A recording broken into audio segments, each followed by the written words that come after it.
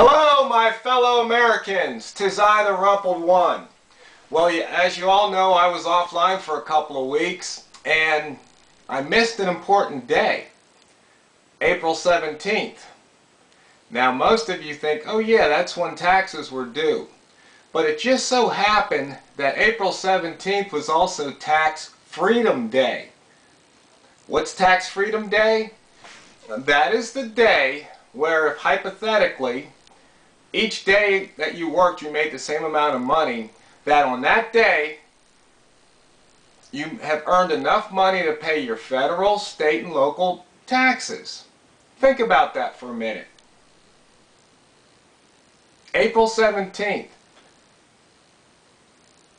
That's somewhere between 25% and 33% of a year. A little over 3 months.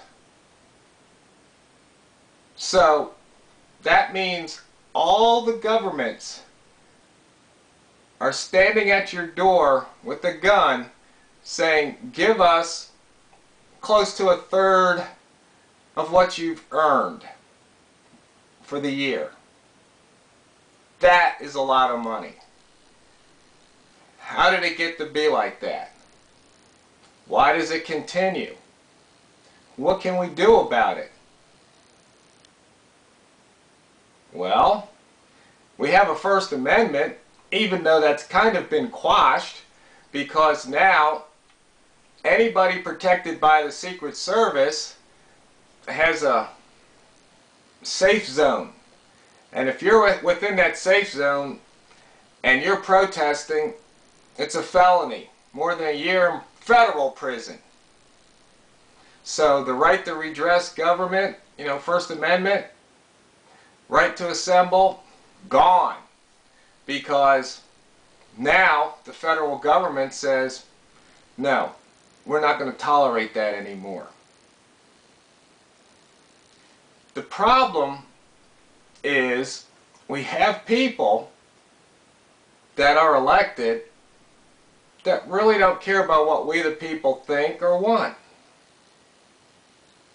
Yet we keep electing them because we're told, others don't really have a chance of winning, and we believe it, so we either vote for a Republican or a Democrat, and nothing gets done except for finger pointing, and they divide we the people, and then we the people start finger pointing amongst ourselves.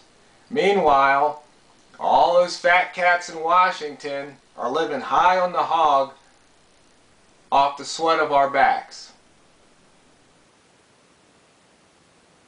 You saw what happened to Ted Nugent, right?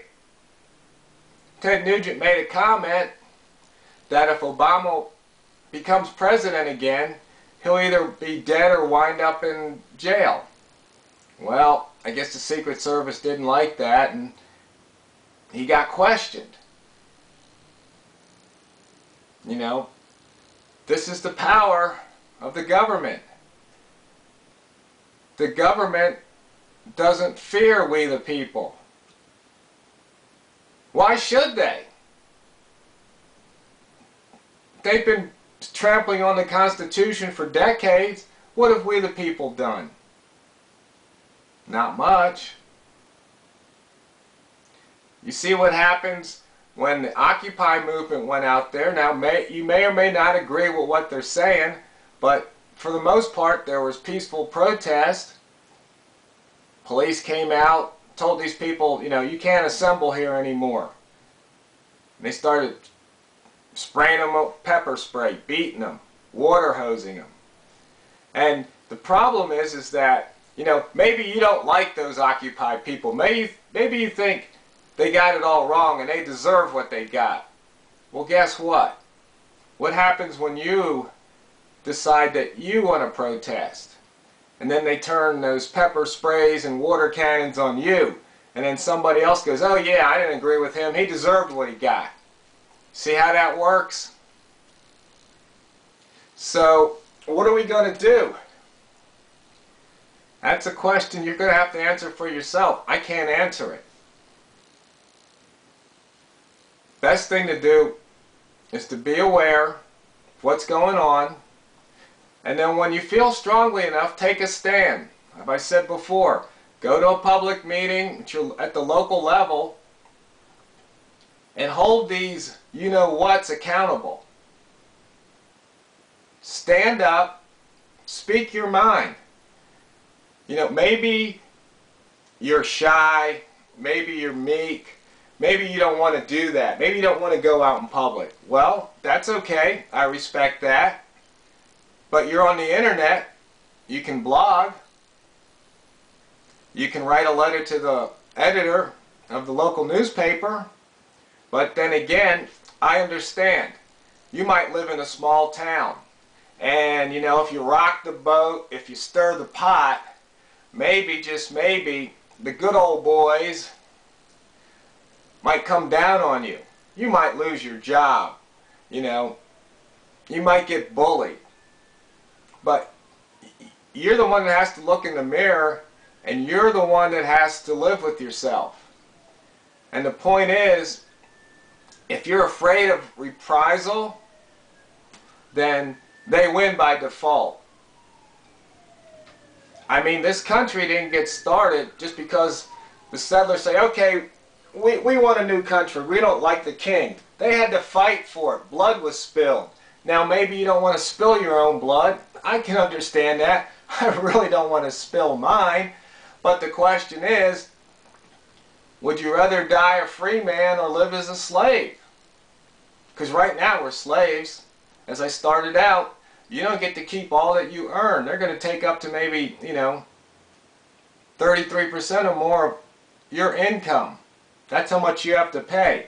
But you see, I think it's a little bit more because they don't always consider state taxes and excise taxes and all the other taxes that you have to pay after you've already paid state, local, and federal income tax.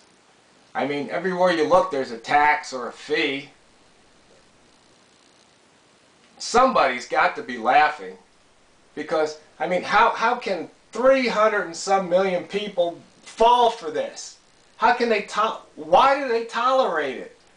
I mean, you see what's happening in Europe, Greece, some of the other countries, riots. Not that I think that that's what we need to do, but it might just come to that.